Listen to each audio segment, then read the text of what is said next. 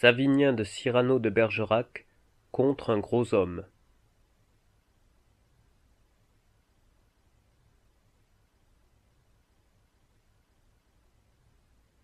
Enfin, gros homme, je vous ai vu, mes prunelles ont achevé sur vous de grands voyages, et le jour que vous éboulâtes corporellement jusqu'à moi, j'eus le temps de parcourir votre hémisphère, ou pour parler plus véritablement, d'en découvrir quelques cantons. Mais comme je ne suis pas tout seul les yeux de tout le monde, permettez que je donne votre portrait à la postérité, qui un jour sera bien aise de savoir comment vous étiez fait. On saura donc en premier lieu que la nature qui vous ficha une tête sur la poitrine ne voulut pas expressément y mettre de col, afin de le dérober aux malignités de votre horoscope, que votre âme est si grosse qu'elle servirait bien de corps à une personne un peu déliée, que vous avez ce qu'aux hommes on appelle la face si fort au-dessus des épaules, et ce qu'on appelle les épaules si fort au-dessus de la face, que vous semblez un Saint-Denis portant son chef entre ses mains. Encore je ne dis que la moitié de ce que je vois, car si je descends mes regards jusqu'à votre bedaine, je m'imagine voir au limbe tous les fidèles dont le sein d'Abraham, saint Ursule, qui porte les 11 000 vierges enveloppées dans son manteau, ou le cheval de Troie farci de 40 000 hommes. Mais je me trompe.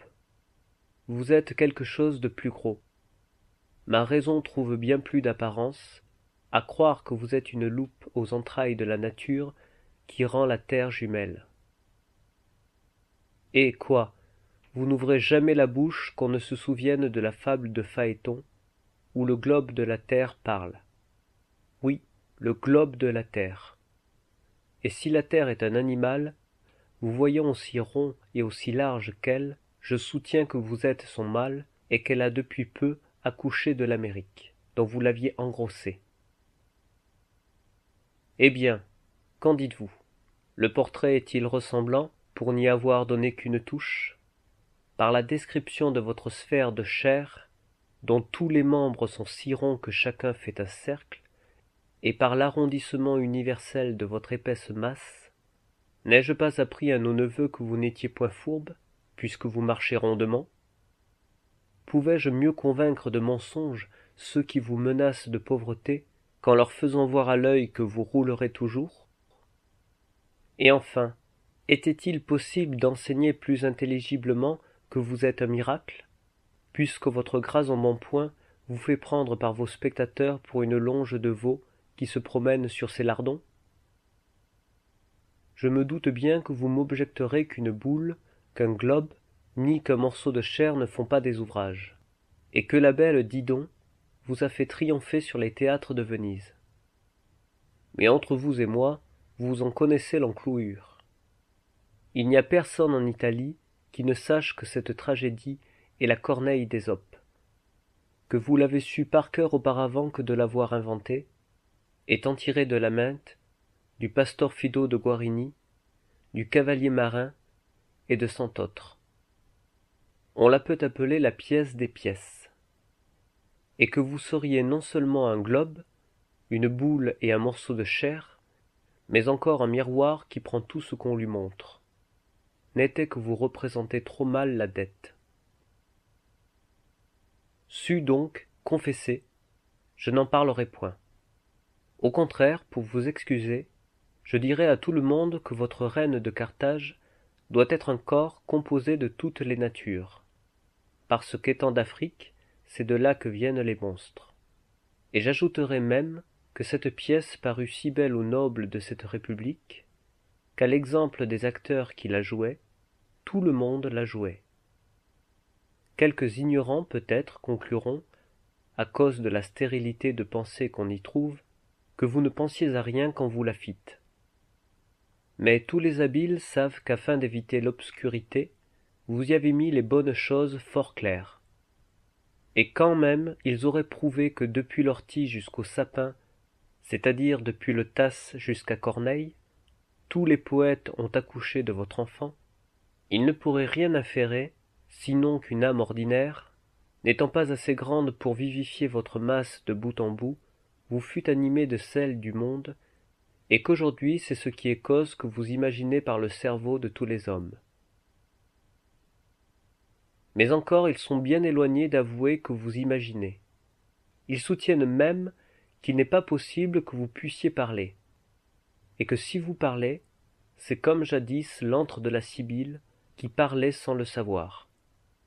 Mais encore que les fumées qui sortent de votre bouche, je voulais dire de votre bandon, soient aussi capables d'enivrer que celles qui s'exhalaient de cette grotte. Je n'y vois rien d'aussi prophétique. C'est pourquoi j'estime que vous n'êtes au plus que la caverne des 7 dormants, qui ronfle par votre bouche. Mais bon Dieu, qu'est-ce que je vois? Vous me semblez encore plus enflé qu'à l'ordinaire. Est-ce donc le courroux qui vous sert de seringue?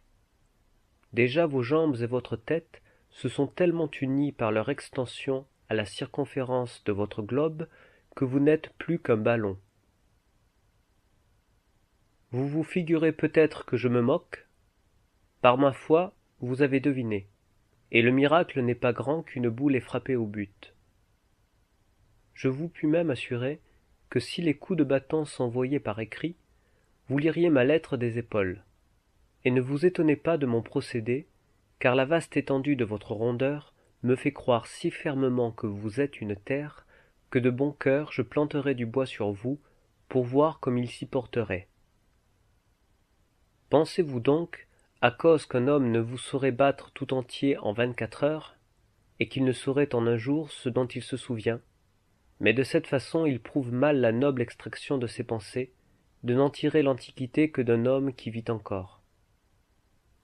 Mais il veut par là conclure à la métempsychose, et montrer que, quand il se servirait des imaginations de Socrate, il ne les volerait point, ayant été jadis ce même Socrate qui les imagina.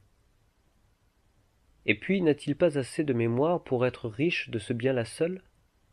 Comment? Il l'a si grande, qu'il se souvient de ce qu'on a dit 30 siècles auparavant qu'il fut au monde.